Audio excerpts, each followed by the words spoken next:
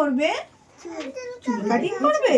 কি তোমার এই হেয়ারটা কি করে দেবো না তো? কি করে দেবো বলো?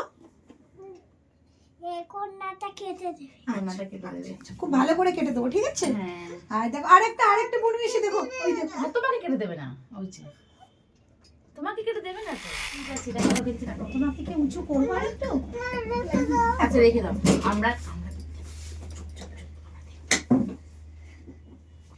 চুলে কি কাটিং করবো? যা বলেছে তেমনই করে দেবো। ঠিক আছে, ওই এইখানে কেটেছি কেমন?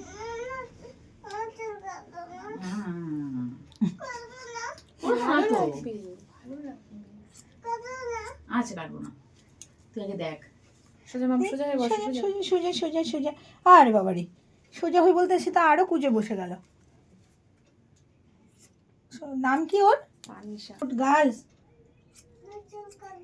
না তার সালে হচ্ছে হেয়ার কাটিং করবো না।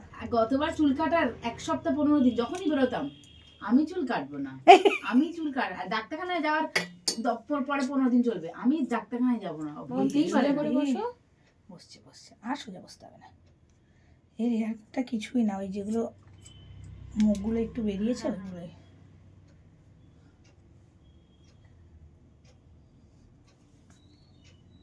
এদের দিদি দেখো দিদি কাটছে, আমরা দেখবো। এখানে সব চুল কাটে, আমি চুল কাটলে না বলো? চুল কাটলে কি হয়, সুন্দর লাগে না?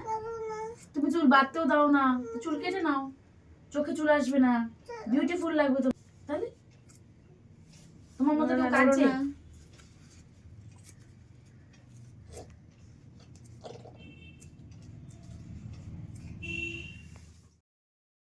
হ্যালো বন্ধুরা, নমস্কার। সুপ্রিয়ার জার্নি থেকে আমি সুপ্রিয়া নিয়ে চলে এসেছি। দেখো আবার একটা বেবি হেয়ার কাটিং ভিডিও।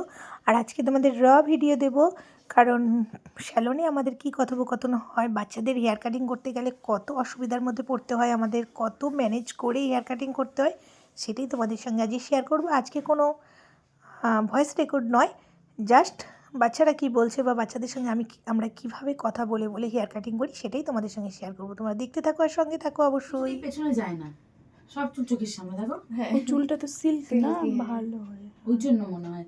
ওই জন্য যদি চাইনিজ কাটিং কাটাবো, চুল বাঁধতে গেলে অসুবিধা হয়, সবসময় চুল হেয়ার ব্যান্ড দিয়ে থাকবে, সামনে ছোট ছোট থাকবে। হ্যাঁ কিছু হচ্ছে না।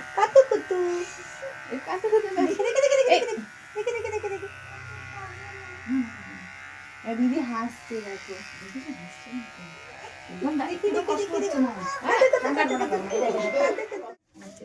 বাহ বাহ, কি সুন্দর লাগছে। আরে বাপরে, কি ভালো লাগছে। ওটা বন্ধ করে দাও, দেখি।